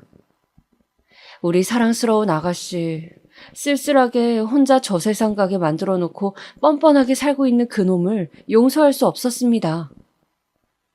장례식이 끝난 후 집에 와서 쌍둥이를 재우고 있는데 눈물이 왈칵 쏟아졌습니다. 얼마나 힘들었으면 이 예쁜 아이들을 둘이나 놓고 갈 생각을 했을까. 아가씨를 조금 더 챙겨주지 못했던 게 후회되었습니다. 남편은 여행을 보내줬던 게 잘못이었다며 매일매일 스스로를 자책하고 슬퍼했습니다. 아가씨의 장례식 이후 눈물이 마를 날이 없었습니다. 매일 밤 자기 전에 아가씨 얘기, 쌍둥이 얘기로 웃음꽃을 피우던 저희 부부는 이제 아무 말 없이 서로에게 이불을 덮어주는 것밖에 할 수 없었습니다. 아가씨가 떠난 이후로 집안의 공기가 차갑게 변해버렸어요. 이렇게 한동안 힘든 시간을 보낸 이후 아가씨의 유품을 정리하다 보니 여행 갈 때 들려보냈던 카메라가 있더라고요. 혹시나 아가씨의 얼굴이 찍혀있지 않을까 하는 마음에 사진관에 맡겼습니다. 필름을 현상에서 받아보니 얼굴은 안 찍혀 있었지만 아가씨가 마지막에 바라봤던 바다 사진이 찍혀 있더라고요. 이 바다를 바라보며 무슨 생각을 했을까 하며 가슴이 아파왔습니다. 이 바다 사진은 나중에 쌍둥이들 크면 줘야겠다고 생각하고 조그마한 상자에 소중히 넣어두었습니다. 장례식이 끝난 지 한참이 지난 후에도 김서방은 연락이 없더군요. 쌍둥이들 키울 자신이 없다더니 이렇게 나몰라라 하는 건가 봅니다. 저도 쌍둥이들을 이제 어떻게 해야 하나 고민하고 있던 차에 남편이 먼저 얘기를 꺼냈습니다. 여보, 우리 쌍둥이들 우리 자식이다 생각하고 키우면 어떨까? 이 핏덩어리들 남의 손에 맡길 순 없잖아. 제발 부탁이야, 여보. 남편은 오래 고민하고 말한 듯 떨리는 목소리로 말하더군요. 저는 생각에 잠겼습니다. 그동안 쌍둥이들을 내 자식처럼 예뻐하면서 정성으로 키운 건 맞지만 조카로서 키우는 것과 정말 자식으로 품는 것은 다르다고 생각했습니다. 더군다나 친아빠가 살아있는데 우리가 키우는 것이 맞나 싶었습니다. 남편은 제가 결정하지 못하고 고민하는 것처럼 보이자 눈물을 흘리며 애원하더군요. 꽃다운 나이에 동생이 먼저 가버린 것도 가슴이 미어지는데 조카들까지 보낼 수는 없다고요. 평생의 마지막 소원이라며 그렇게만 해준다면 죽을 때까지 저한테 잘하겠다면서요. 저는 남편의 눈물에 더 이상 고민하지 않고 고개를 끄덕였습니다. 저한테도 소중한 조카들이니까요. 아가씨를 예뻐했던 만큼 조카들에게도 그만큼 잘해줄 자신이 있었습니다. 하지만 이제는 조카가 아닌 딸 아들로서 잘해주겠다고 다짐했습니다. 그렇게 쌍둥이는 저희 부부에게 가슴으로 낳은 자식이 되었습니다. 세상에서 무엇과도 바꿀 수 없는 소중한 자식으로요. 쌍둥이는 워낙 어릴 때 엄마가 죽어서인지 죽음에 대한 개념도 알지 못했습니다. 아가씨가 죽은 후 일주일 정도는 엄마를 찾으며 울었지만 엄마가 없는 생활에 금방 적응을 하더라고요. 그리고 쌍둥이들이 말을 하면서부터는 자연스럽게 저를 엄마로 남편을 아빠로 불렀습니다. 우리 부부 주변 사람들에게 가슴으로 낳은 자식이라고 우리 자식이라고 쌍둥이를 소개했습니다. 주변에서는 저보고 대단하다며 어떻게 내 배 아파 낳은 자식도 아닌데 키울 수가 있느냐 하며 신기해했지만 저한테는 아무것도 아닌 일이었어요. 쌍둥이는 누가 뭐래도 제 자식이니까요. 누가 낳았건 그건 중요한 게 아니었습니다. 우리는 행복한 네 가족이었어요. 그나마 다행이었던 건 남편 하는 일이 잘 되는 편이라 쌍둥이를 키우는데 부족함이 없었던 점이었습니다. 혹시나 친엄마, 친아빠가 아닌 걸 알고 주변에서 놀림을 당하지는 않을까, 무시를 당하지는 않을까 하는 마음에 항상 좋은 것을 해주려고 노력했습니다. 저도 친부모 밑에서 크는 아이들에 비해 사랑을 덜 받는 느낌을 주지 않게 하려고 아이들이 클 때까지 집에서 아이들을 돌보는 데만 집중했습니다. 저희 부부의 마음이 전해졌는지 아이들은 별탈 없이 건강하게 잘 자라주었습니다. 몇 년이 지나 아이들이 학교에 들어갈 즈음 뭔가가 이상하다는 것을 알아채기 시작했습니다. 비록 쌍둥이를 저희 부부가 키우긴 했지만 정식으로 입양을 한 것은 아니기에 아이들 성과 남편의 성이 달랐기 때문입니다. 어느 날 큰아이가 물어보더군요. 친구들은 아빠랑 성이 같은데 자기는 왜 성이 다르냐고요. 남편과 저는 아이들에게 진실을 이야기해 줄 때가 되었다고 생각했습니다. 아직 어리긴 하지만 충분히 이해할 수 있을 거라고 믿었습니다. 얘들아, 너희 친구들은 부모님이 배 아파서 낳은 거 알고 있지? 너희는 엄마 아빠가 가슴으로 낳은 거란다. 하지만 우리가 너희의 엄마 아빠라는 사실, 그리고 엄마 아빠가 너희를 사랑한다는 사실은 변함이 없어. 그리고 쌍둥이를 배 아파서 낳은 친엄마는 하늘의 별이 되어 지켜보고 있다는 이야기도 해주었습니다. 별이 된 엄마가 얼마나 예쁘고 착했는지, 얼마나 너희들을 예뻐하고 사랑했는지도 이야기해 주었습니다. 쌍둥이들은 고개를 갸웃거리며 서로를 바라보더군요. 제가 한 말을 100% 이해한 것 같진 않았지만 어렴풋이 무슨 말인지 알아듣는 것 같았습니다. 혹시 어린 마음에 너무 충격을 받거나 상처받진 않을까 걱정했는데 다행히 그런 기색은 없었습니다. 그 이야기를 하고 난 후에도 평소와 다름없이 밝게 지내더라고요. 아가씨가 죽은 후 몇 년간 연락도 없던 김서방은 쌍둥이가 학교에 들어갈 나이가 되자 갑자기 돈 봉투를 들고 찾아왔습니다. 애들 초등학교 입학 선물이라도 사주고 싶다면서요. 남편은 김서방을 보자마자 어딜 감히 뻔뻔하게 여길 찾아오냐며 이딴 더러운 돈 필요 없다고 몽둥이를 들고 김서방을 내쫓았습니다. 남편한테 얻어맞긴 싫었는지 꽁지 빠지게 도망가더군요. 사람이 참 우스워 보였습니다. 남편은 김서방이 가고 나서도 한참 동안을 씩씩거리며 화를 가라앉히지 못하더니 결국 참지 못하고 울음을 터뜨렸습니다. 그동안 쌍둥이들 보면서 동생 잃은 슬픔을 잊어보려고 노력했는데 김서방을 보니 참아왔던 감정이 터진 것 같았습니다. 저도 순간 감정에 북받쳐서 남편을 부둥켜 안고 엉엉 울었습니다. 우리는 앞으로 저 나쁜 놈에게 보여주기 위해서라도 남부럽지 않게 쌍둥이를 키워야겠다고 다짐했습니다. 김서방은 그 이후에도 가끔씩 저에게 연락을 해서 쌍둥이의 소식을 묻곤 했지만 그때마다 저는 알 필요 없다고 대답하곤 했어요. 자식 버린 아빠가 무슨 권리로 소식을 궁금해하냐고 하면서요. 김서방은 그때 아이들을 버린 것을 후회한다고 했지만 그렇다고 다시 데려갈 형편은 안 된다고 하더군요. 그래서 저는 데려갈 형편이고 자시고 추후에도 아이들을 돌려줄 생각 일절 없으니 연락하지 말라고 했습니다. 건너 건너 들리는 말로는 그때 바람났던 여자와의 사이에서 아이를 둘 낳고 살다가 이혼당했다고 하더군요. 아직도 제대로 된 직장 없이 여기저기를 전전하며 산다고요. 아가씨는 도대체 저런 놈이 뭐가 믿을 만하다고 덜컥 임신까지 해버렸는지. 뭐 지금 이런 생각해봤자 소용도 없지만요.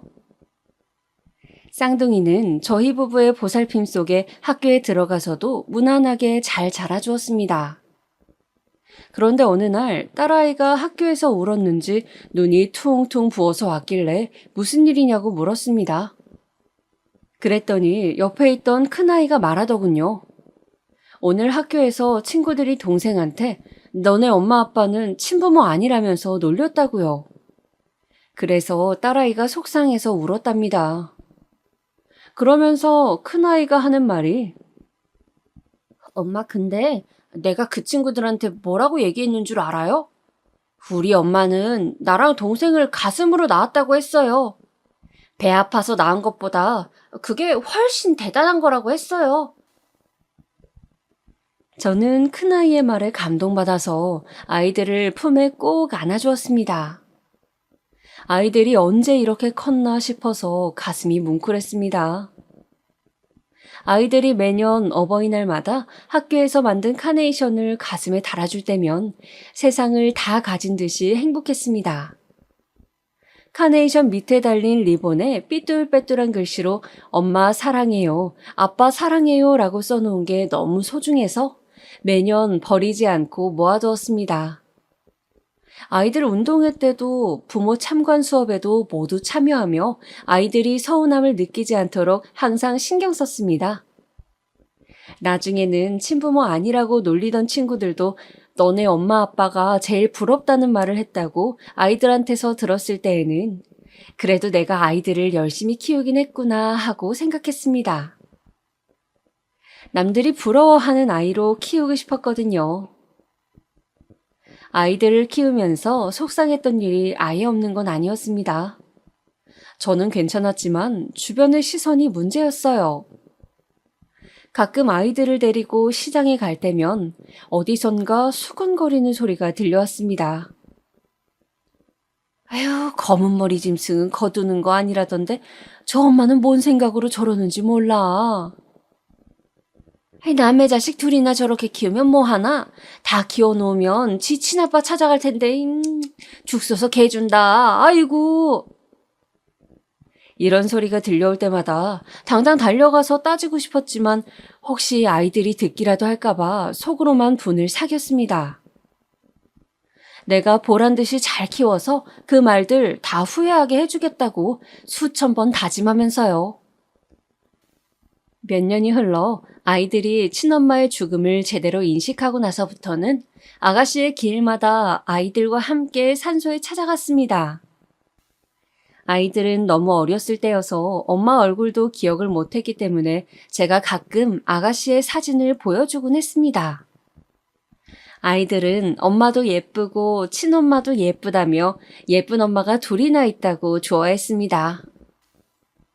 아가씨 산소에 가면 아이들은 고사리 같은 손으로 접은 카네이션을 아가씨의 무덤에 올려놓곤 했습니다. 그리고선 아이들이 양쪽에서 제 손을 꼭 잡고선 한참 동안 무덤을 바라보고 돌아왔습니다. 아이를 둘이나 키우다 보니 정신없이 시간이 훅훅 지나가더군요. 그 꼬물거리던 아이들이 어느새 자라 벌써 고등학교를 졸업하게 되었습니다. 아들내미는 물론이고 딸아이까지 제 키를 진작에 훌쩍 넘어버렸어요.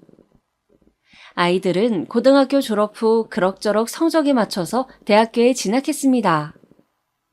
둘 다 공부에 뜻이 없었던지라 대학교 시절부터 아르바이트만 열심히 하더라고요.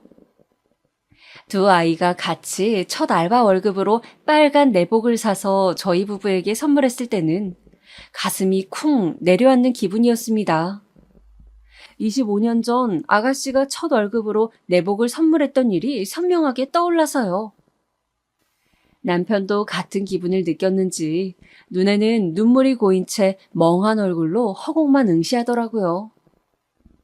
그날 저와 남편은 기쁨의 눈물을 흘렸습니다. 이후 아이들은 대학교를 졸업하고 취직을 하자마자 바로 독립을 했습니다. 마침 둘이 같은 지역에 직장을 구하게 되어서 남매끼리 같이 자취를 하겠다고 하더라고요. 저희 부부는 아이들에게 자취방을 구해주고 우리가 지금 사는 집은 정리하기로 했습니다. 이제 아이들도 스스로 살 수 있을 만큼 다 키워놓았고 그동안 고생했으니 시골에 내려가서 편안하게 살기로 했어요. 예전부터 남편이 귀농하고 싶다는 얘기를 했었는데 저도 언젠가 나이 들면 그러고 싶은 생각이 있었거든요. 남편이 마침 시골에 봐둔 땅이 있다고 해서 거기에 작은 집을 지어 살기로 했습니다. 저희 부부 둘이 살 거라서 방 2개짜리 작고 아담한 집을 지었습니다. 남편은 원래 하던 일을 접고 동네 어르신들 집 고쳐주고 물건 수리해주면서 소소하게 용돈벌이를 했습니다. 그래도 모아둔 돈이 조금은 있어서 당분간 생활하는 데 지장은 없었습니다. 저는 집 앞에 텃밭을 가꾸어 채소들을 심고 가꾸었습니다. 농사를 해본 적이 없어서 아직 형편없었지만 몇 년 더 해보다 보면 동네 시장에서는 팔 수 있지 않을까 해서요. 시골 생활은 정말 한적하기도 하고 바쁘기도 했습니다.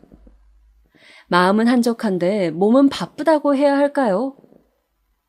도시 생활을 접고 내려와서 산과 들의 맑은 공기를 마시니 마음은 참 한적한데 생각보다 해야 할 일도 많고 바쁘더라고요. 그래도 이런 생활이 참 좋았습니다.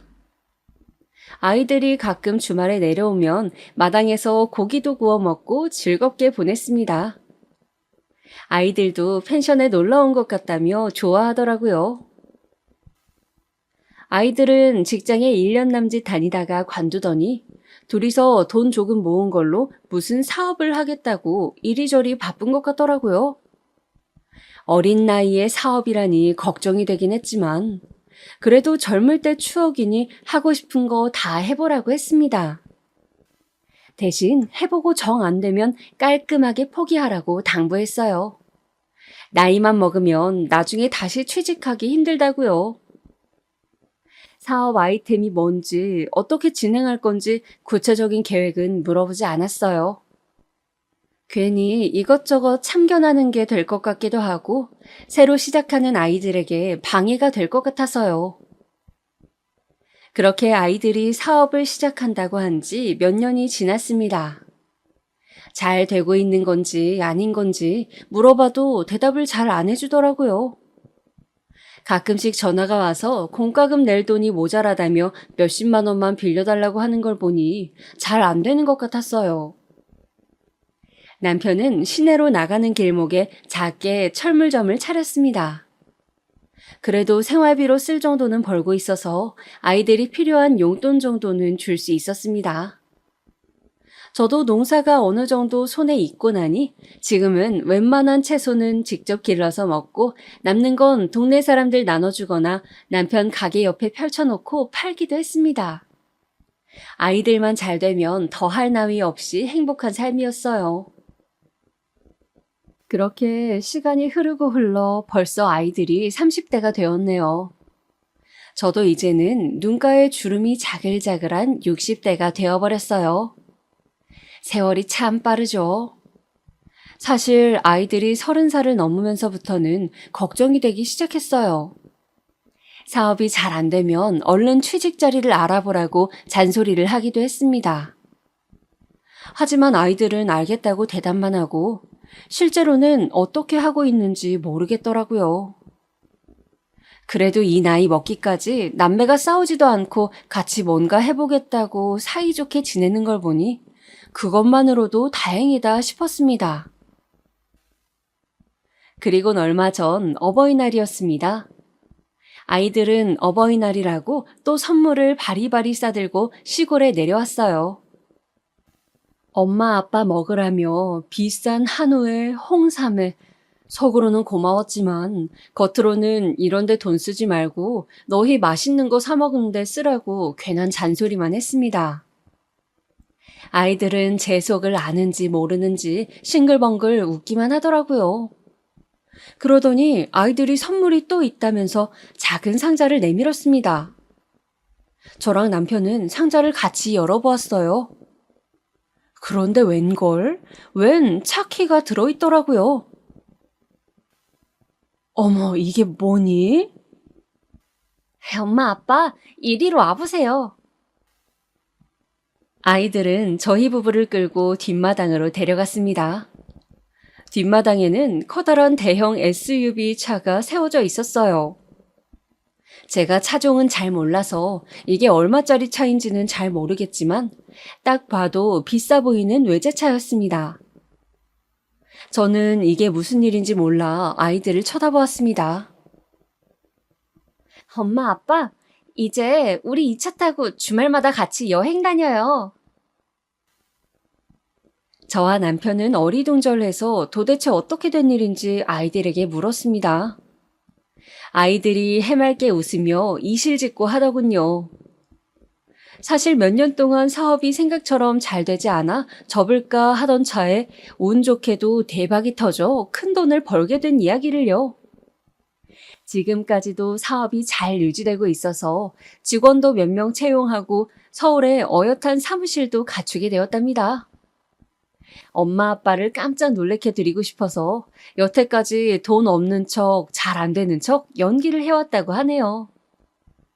어떻게 몇 년 동안 저희를 깜빡 속일 수가 있는지, 이게 꿈인지 생시인지 분간이 안 되었습니다.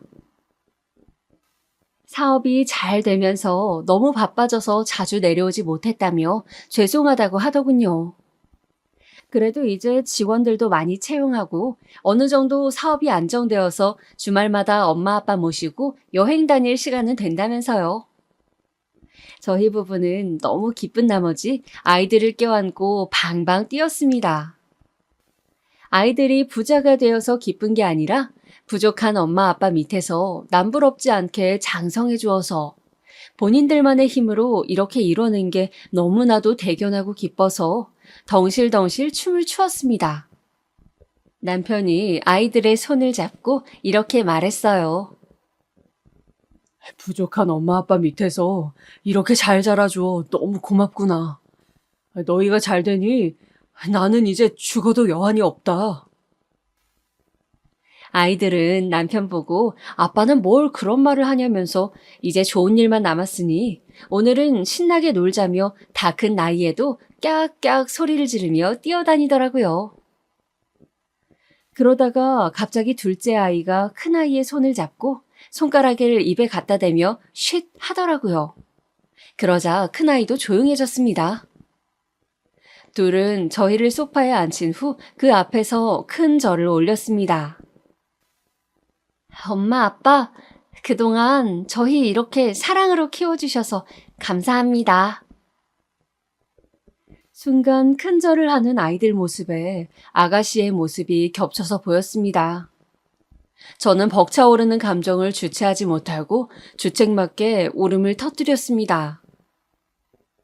남편도 울고 아이들도 울고 한바탕 울음바다가 되었네요.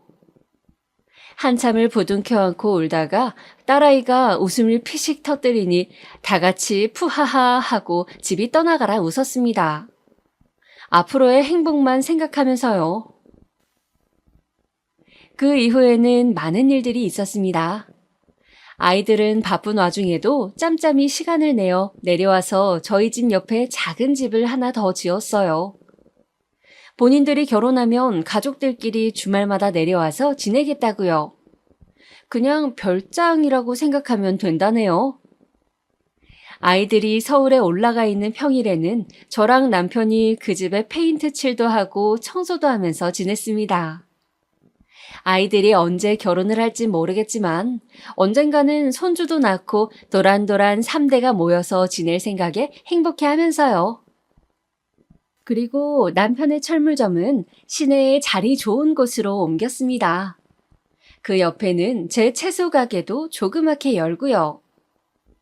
아이들이 엄마 아빠 쾌적한 환경에서 일하시라면서 인테리어도 깔끔하게 싹 해주었답니다. 그런데 너무 돈 벌려고 고생하지 마시고 재미로만 하라면서요.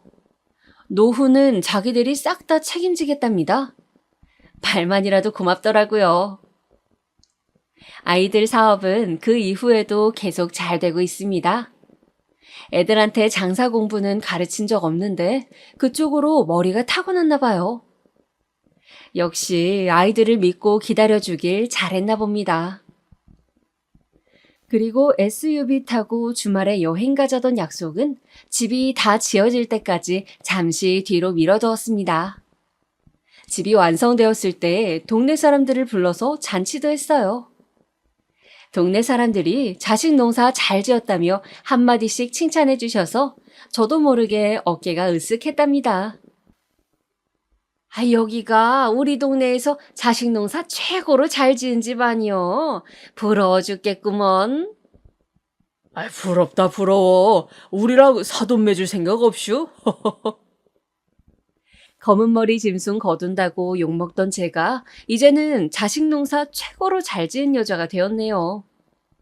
그때 시장에서 욕하던 사람들이 지금 모습을 본다면 뭐라고 말을 할까요? 아마 부끄러워서 제 앞에서 고개도 못 들 겁니다.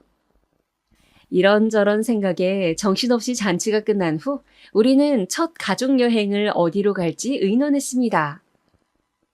그때 큰아이가 생각해둔 곳이 있다며 봉투에서 사진 한 장을 꺼내더군요. 사진을 본 저는 깜짝 놀랐습니다. 아가씨의 유품에 있던 사진이었습니다. 아가씨가 마지막으로 바라봤던 그 바닷가 말입니다. 엄마, 아빠, 우리 첫 가족 여행은 여기로 가요. 꼭 가고 싶어요. 저와 남편은 말없이 고개를 끄덕였습니다. 비록 아가씨가 외로이 목숨을 끊은 곳이긴 했지만 마지막으로 추억을 남기고 간 곳이기도 했거든요. 아이들에게 친엄마에 대해서 알려주면서 사진도 보여준 적이 있었는데 아이들이 나중에 그걸 기억해내고선 저희 집에 왔을 때 몰래 사진을 가져간 거였습니다. 그러고선 둘이서 이미 그 바닷가를 첫 여행지로 결정하고 저희의 동의를 구한 거였어요. 그게 2주 전, 그리고 지금은 아들, 딸, 남편과 함께 그때 그 바닷가에 와 있습니다. 아이들과 바닷바람을 쐬면서 바닷가를 거닐기도 하고 저녁에는 회에 소주 한 잔도 마셨어요. 막상 오면 아가씨 생각에 우울할 줄 알았는데 생각보다는 덤덤하네요. 남편과 아이들도 하루 종일 즐거워 보였습니다. 하루 종일 즐거운 시간을 보내다가 모두들 자러 갔는데 저는 잠이 영 오지 않아 제가 살아온 인생을 글로 한번 적어보는 중입니다. 글로 적다 보니 그래도 참 잘 살아왔다는 생각이 드네요. 30년 전 아이들을 품은 제 선택을 지금에서야 마음 놓고 칭찬해주고 싶습니다. 내일은 가족들과 바닷가에서 가족 사진을 찍기로 했어요. 아가씨가 남겨놓은 그 사진 속 같은 장소, 같은 구도에서 이번에는 풍경만이 아닌 저희 가족이 담긴 사진을 찍으려고요. 나중에 저승 가서 아가씨를 만난다면 이 사진을 꼭 전해주고 싶어요. 저는 괜히 하늘을 바라보며 나지막히 말해봅니다. 아가씨, 쌍둥이들 때문에 하늘에서 걱정이 많았죠? 이제 걱정하지 않아도 돼요. 우리 애들 누구보다도 더 잘하고 있으니 이제 한시름 놓고 편히 쉬어요. 제 말이 아가씨에게 닿았을까요? 하늘에서 별 하나가 반짝하네요. 오늘따라 해맑던 아가씨의 미소가 생각이 많이 나는 밤입니다. 그럼 저는 이만 자러 가야겠어요. 내일 가족 사진 찍으려면 일찍 자야 하거든요. 제 얘기 들어주셔서 감사하고 여러분도 행복한 하루 보내시길 바랍니다.